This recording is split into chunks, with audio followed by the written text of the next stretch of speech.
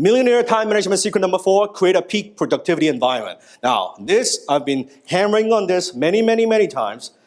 You are a product of your environment. You're a product of what? Your environment is more powerful than your willpower. You are a product of your environment. You are a product of your circle. Show me your friends, I show you your future. The king of high ticket sales. World's highest paid consultant. Media celebrity. Multi-millionaire entrepreneur.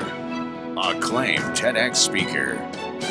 International best-selling author. Dan Lok.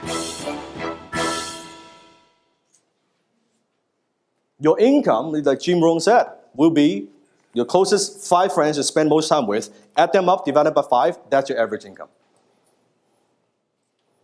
You want to increase your income? Hang around with different people. Hang around with different people. Don't hang around with people that are complaining about gas prices.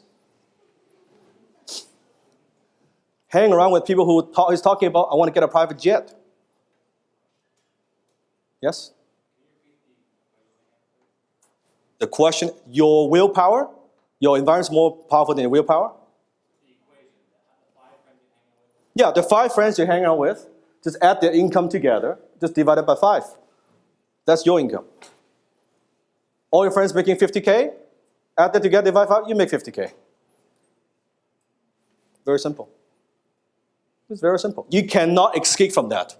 Because as a human being, we are affected by the environment. That's why Hassan, as he is, and I taught him to do this, go into a nice environment, a 5-star hotel, work there, you will be more productive. You can't help but will be more productive.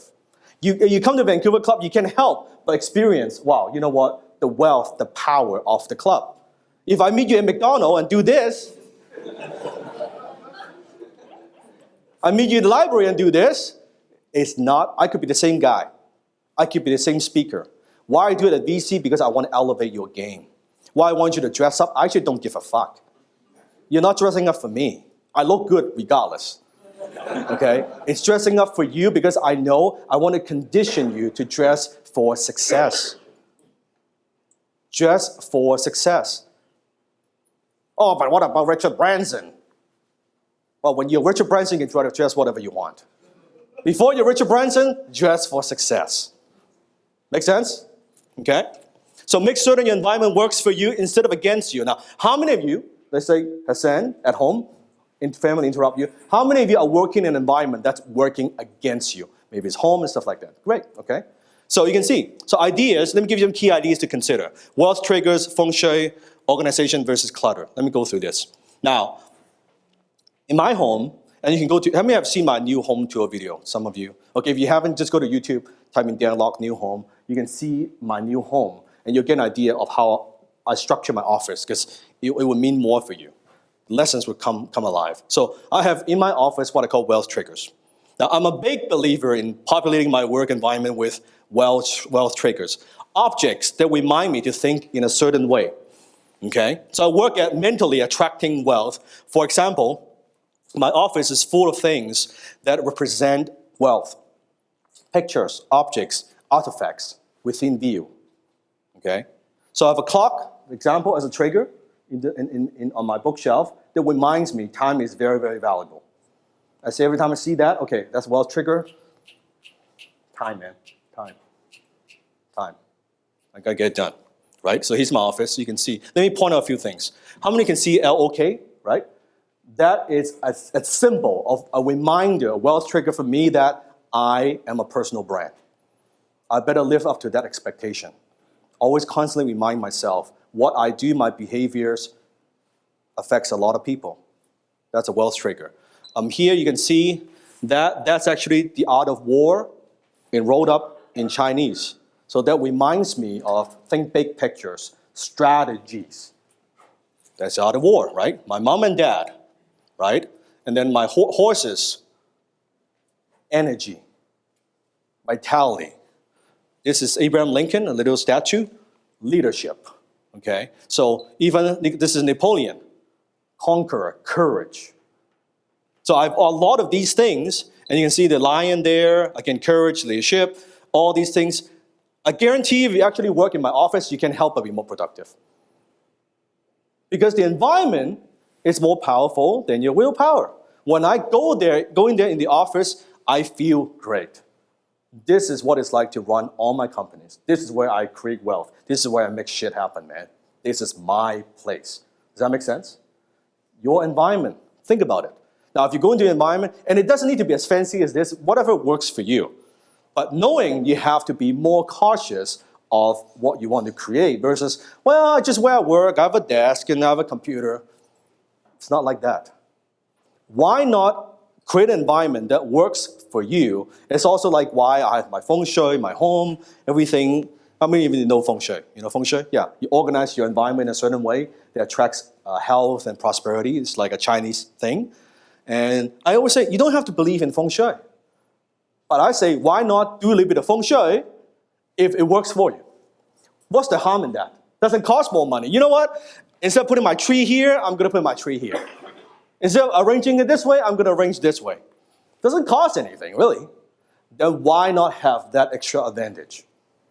Even though it may be true, it may not be true, well, it might become a self-fulfilling prophecy. I believe arranging my furniture in this certain way attracts more success, attracts better luck.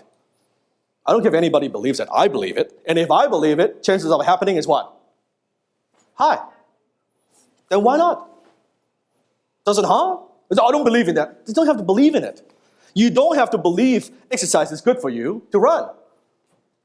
You run, you exercise, you'll be healthier. You don't have to believe in it.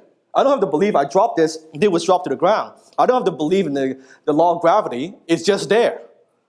I don't have to believe I jump off the building. You know what? I'm going to fly, man. I'm going to fly. No, I'm going to be dead. I don't have to believe I'm going to be dead. I'm going to be dead.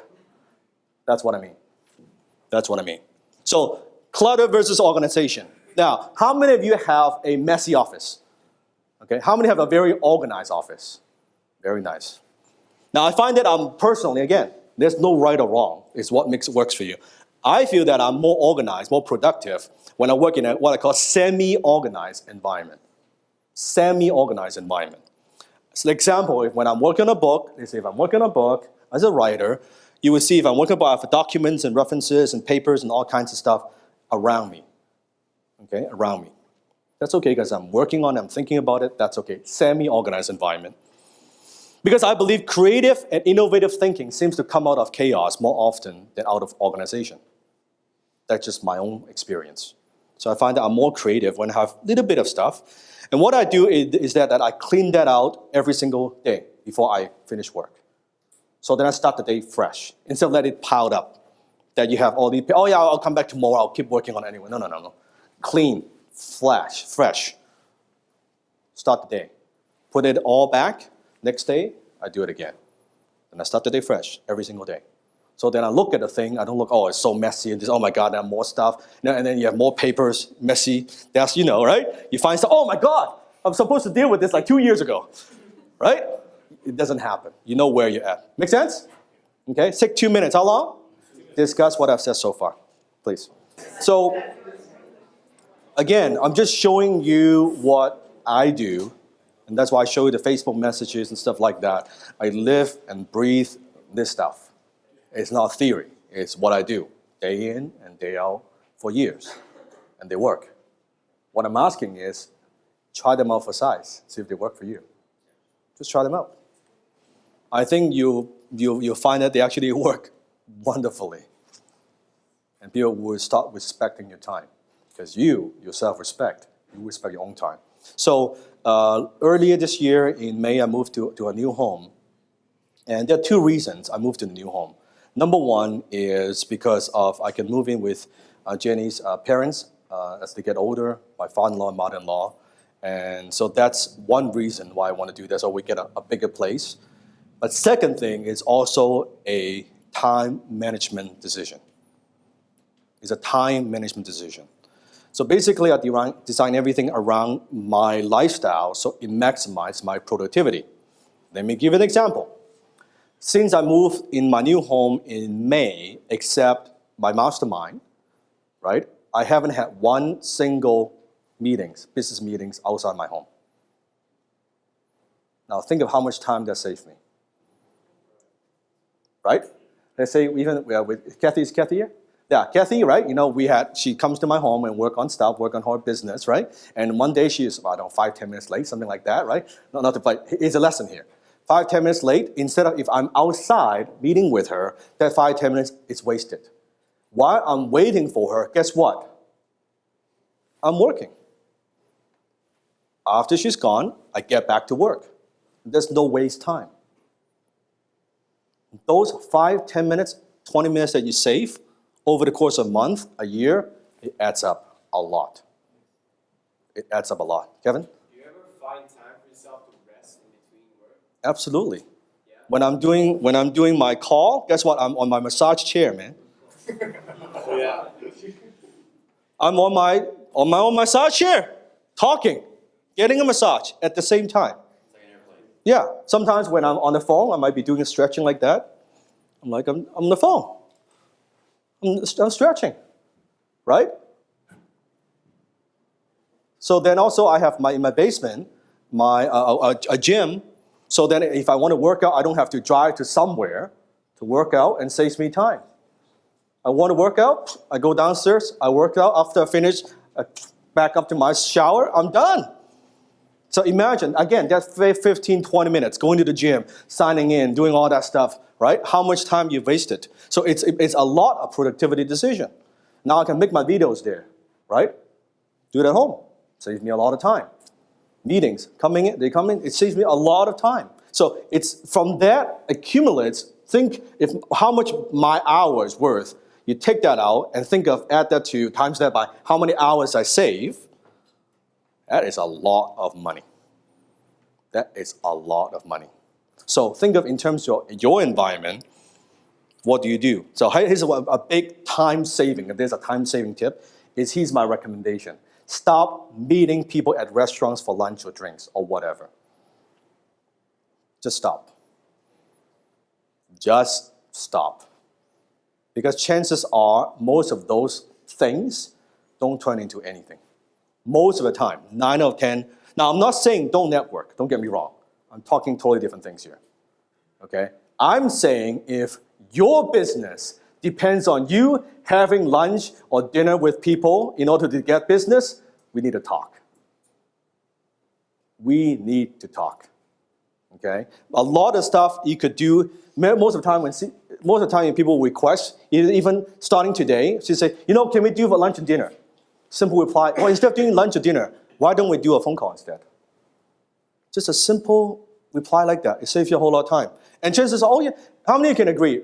Most of the time, you can probably get whatever you want to get done on the phone. You don't need face-to-face. Why don't we do Skype? And 9 out of 10, they'll say, sure, done. Save you that trip. Saves you a lot of time. So your environment, that's what I'm saying. Have something to read, or like if you do have to go offsite, at least have a Kindle, something to read there. So you're going there, you're listening to an audio program, you're listening to some kind of podcast, so you turn your dead time into some kind of learning time. That's perfectly fine. That's great. That's a good habit to have. But I'm saying, if you have an office, and if I teach Kathy the same thing, have them come to your office and meet with you. If they're late, that's okay. But you are in your environment. Here's the thing. When people come to you, they are in your environment. My turf, my friend. Who has more power? Whatever you do, whatever negotiation you're doing, you look at Donald Trump, think about it. Have you seen his office? Have you seen? Now look, Trump Tower, penthouse, which he lives in, that's his office. Now he can have his office anywhere. Why does he have that? Because it saves him time. It's very simple.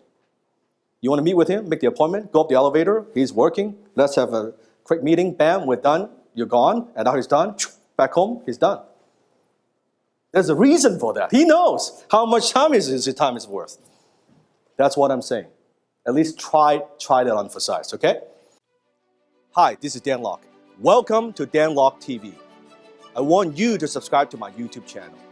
Now you might ask, why should I? Every week, I'll post 2 new videos, all focusing on helping you becoming a better entrepreneur. You will be challenged, and you will be inspired, and you will be motivated. More importantly, you'll get practical ideas and strategies that will take your business to the next level. So go ahead, hit the subscribe button, turn on the notification so you don't miss out on a single episode. I promise you, you won't regret it.